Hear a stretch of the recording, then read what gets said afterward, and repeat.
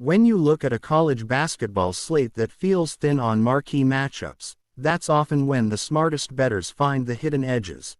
The games that don't show up in headlines but carry the kind of statistical fingerprints that reveal who actually controls pace, who dictates scoring windows, and which teams are more dangerous than their records suggest. Nights like this separate casual glances from real analysis, because buried inside these matchups are teams with road scars, shooting advantages, defensive gaps, and momentum swings that don't show up unless you read between the lines. And tonight, Beyond the Box Score is diving straight into games that offer exactly that kind of depth, starting with a team that has been bruised away from home but walks onto its own floor with renewed life, Eastern Washington. Cal Baptist versus Eastern Washington sets up as the perfect tone setter because everything in this matchup shifts the moment you acknowledge the location. This game is being played at Eastern Washington, and for a team defined by road heartbreak, that matters. Eastern Washington enters at 2-7 straight up but 5-3 ATS, and those numbers instantly hint at a bigger story.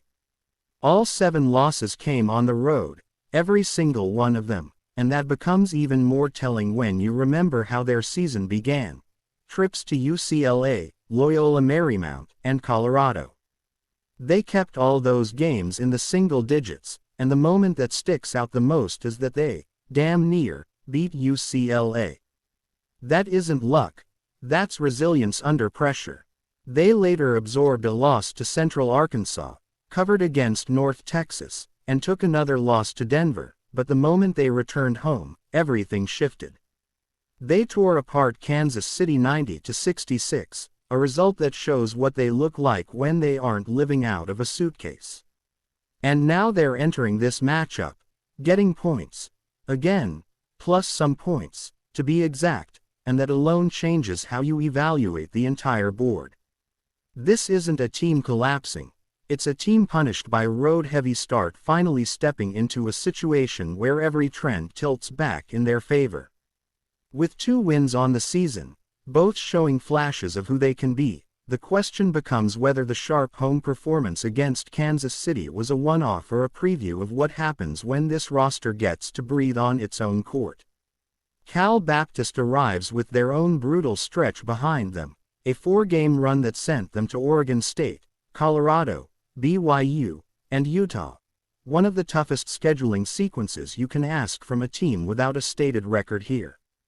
They played Utah close, held their own against Colorado, but the trip to BYU was a different story. They lost to BYU by 31. That margin alone underscores the difference between battling and being overwhelmed. But Cal Baptist does one thing very well: they defend. The offense is described as very mediocre everywhere, but the defensive identity keeps them competitive even when shots don't fall. That contrast is where this matchup crystallizes. Eastern Washington leans on offense. 34.9% from 3, 55.1% inside the arc, and even though the free throws are a little bit shaky, everything about their efficiency points toward a team that can dictate scoring rhythm at home. Cal Baptist leans the opposite direction, defense first, scoring second. And when a team built on offense is getting points at home and every single one of its 7 losses came away from that building, the angle becomes straightforward. The early road grind, the 2-7 record, the 5-3 ATS mark, the high-efficiency scoring splits, and the 90-66 home explosion form a picture where taking Eastern Washington with those, plus some points, makes sense. Then the slate moves into pure unpredictability with South Carolina State versus Queens, a matchup that began with confusion before any basketball analysis even started. It was first believed to be at a neutral site in Charlotte, North Carolina, but later corrected. This is actually a home game for Queens. That alone shifts the foundation of the breakdown, especially because Queens enters at 4-5 straight up and 3-5 ATS. Those numbers don't scream dominance, but the moment you look at their shooting splits, the entire perception changes. Queens hits 37.7% from 3, 57.1% inside the arc, and 76.8% from the free throw line. All three numbers rank top 50 in the country, and together they form a scoring profile built for sustained pressure. The offense is a top 100 offense, and that firepower shows in every possession. But then there's the other side, the defense. Ranked 340th in adjusted efficiency, it's described as really, really bad, and that's no exaggeration. It creates an imbalance most teams can't survive long-term, but in this matchup, the opponent shifts the math completely. South Carolina State enters without a listed record, but the KenPom ranking fills in the gap, 361st out of 365. That ranking alone signals a team struggling across the board. There's no hidden offensive surge, no statistical category where they pose a threat, and no angle suggesting they can exploit Queen's defensive issues. The transcript puts it bluntly, no way in hell I'm touching South Carolina State. And that's why the lean becomes clear. Lay all these points with Queens, even though no specific number is given. Queens is the play, overwhelmingly so, and the shooting metrics paired with the opponent's 361st ranking turn what initially felt like a chaotic matchup into one with a defined edge. The line may feel large, but the data points in one direction, Queens. Lay the points and trust the offense at home. Then we move to East Tennessee State versus Austin Peay, a matchup played at Austin Peay in Clarksville, Tennessee, and the numbers immediately form one of the sharpest edges of the night. East Tennessee State stands at 8-2 straight up and 6-2 ATS, a resume built not on luck but on consistent execution. And the scores validate that reputation. 91-65 over South Alabama and 97-55 over Ulm are not wins, they're statements. Their toughest test was Dayton, resulting in a loss by 17, but the script describes ETSU with an identity that matters more than any single game. They know how to win, and they have a genuine winning culture. Austin Peay enters at 4-5 straight up and 4-3-1 ATS, and their schedule includes Tulsa, Kent State, NIU, Wyoming, UTRGV, and a win over Air Force.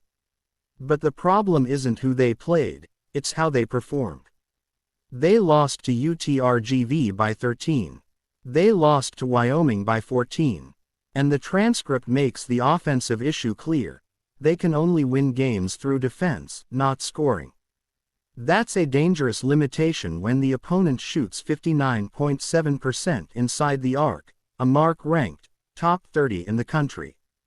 That single stat creates separation that Austin Peay's defensive ceiling can't bridge. So when the transcript says to lean toward ETSU, trust the offense, trust the culture, and trust them to get a cover, the logic is airtight. This is one of the most straightforward matchups on the slate. Here is a summary with all hidden beneath surface level records until you dig deeper, exactly what beyond the box score exists to do. Eastern Washington getting points at home after all 7 losses came on the road. Queens shooting at elite national rates while hosting a team ranked 361st out of 365. And East Tennessee State entering with an 8-2 straight-up mark, a 6-2 ATS profile, and a 59.7% inside scoring rate that overwhelms Austin Peay's limitations. Next we're stepping into one of the most volatile slates of the week, beginning with a game soaked in contradictions, UMBC versus Army. UMBC enters this matchup at 6-4, but that record comes with layers, and none of them smooth. Their most recent game, an 83-79 loss at home to Buffalo, is a perfect snapshot of their inconsistency. Some stretches they look composed, efficient, in rhythm. Other stretches feel like a team scrambling to find answers. Army walks in at 4-7, but unlike UMBC's wobbling identity, Army is carrying real momentum. They just detonated Subdivision Galot at 111-53. And they've won 3 of their last 4, including that last road win, an 81-73 victory at Fairleigh Dickinson. But the numbers behind the opponents matter just as much as the wins themselves, and that's where this matchup becomes an analytical tug-of-war. Fairleigh Dickinson sits at 360th in KenPom, Manhattan sits at 310th, and Morgan State is labeled the third worst team in the country. And it's not just Army's opponents that land in that tier. Every single UMBC win this season has come against teams ranked outside the top 300. It's a pattern that exposes both teams' uncertainty. UMBC's wins came over Delaware State, Bucknell, Wagner, Morgan State, and several non-D1 or subdivision opponents. And even those came with turbulence.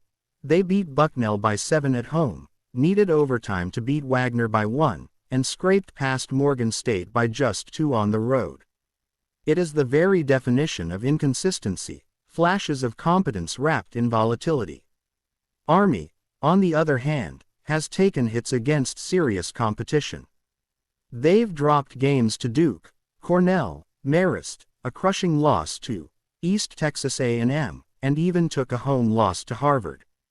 Their floor is low, undeniably low, but the ceiling has begun to show itself through tighter contests against St. Thomas, spurts of competitiveness versus East Texas A&M despite the blowout, and that sequence of wins over Fairleigh Dickinson and Manhattan.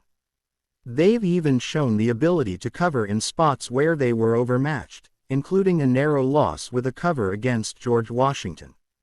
Slowly, almost quietly, they have started trending upward, heading toward Patriot League play, even if the outside expectations are muted. But the real puzzle in this matchup comes from the clashing offensive styles. UMBC is mediocre from three-point range but strong inside the arc. They are built around two-point efficiency, not perimeter firepower. Army is the complete opposite, and not just a little bit. They take shooting threes to an extreme that almost no other team in the entire country reaches. Army is first in the nation in three-point shot rate, fourth in the nation in three-point distribution, and a massive 44% of their points come from three-point range. That isn't a stylistic preference, that is a full tactical identity. They don't just shoot threes, they depend on them. They live and die by them. And UMBC offers the exact defensive weakness that can either bury them or keep them in this game from wire to wire. UMBC's defense ranks 323rd in the country in three-point percentage allowed. You couldn't manufacture a more volatile matchup. UMBC wants to grind inside, Army wants to launch from deep. UMBC relies on two-point efficiency, Army wants volume threes. UMBC's defense struggles exactly where Army attacks. Army's defense struggles inside the arc, exactly where UMBC scores. If you're looking for chaos, this is the blueprint. The expectation based on everything we know. UMBC pulls out the win, but Army covers the spread. With the volatility of Army's perimeter attack, the angle remains the same. Army plus the points, riding the idea that if those threes fall even at an average clip, UMBC simply doesn't have the separation tools to pull away. Now we shift into the heavyweight showdown of the slate. UConn versus Texas, a matchup built out of pedigree, reputation, firepower, and clashing philosophies. UConn stands at 9-1, rolling in after a 77-73 win over Florida. Texas comes in after bulldozing Southern 95-69. But the first thing that jumps out isn't the records, it's the location. This game takes place inside the People's Bank Arena in Hartford, Connecticut, and while it isn't Gampel Pavilion or the XL Center, it is officially classified as a true home game for UConn. That subtle labeling matters. It translates to energy, comfort, the crowd edge, and the rhythm that comes from playing in familiar territory. UConn's resume already looks like a tournament team in December. 4 wins against teams inside the KenPom top 20, and only 1 loss, a home defeat to Arizona. Layer that on top of the program's identity as the school coming off back-to-back national championships, and this matchup becomes a measuring stick. Their revenge angle also stands out. Florida knocked them out of the tournament previously, and UConn answered by taking that 77-73 win in their latest meeting. And this roster is loaded. Solo ball, Terrace Reed, with the lingering note of, if they can keep Terrace Reed healthy, along with Silas Deere and Alex Karabin. It's a lineup that punishes mistakes, controls pace, and rarely beats itself. Texas, though, comes with a different kind of weapon: free throws. They live at the foul line, and they get there at a top 10 rate nationally. They knock down 72% of their free throws, and that steady production acts as their pressure release. It is the anchor of their offense. And that is exactly where 76th in free throw rate allowed.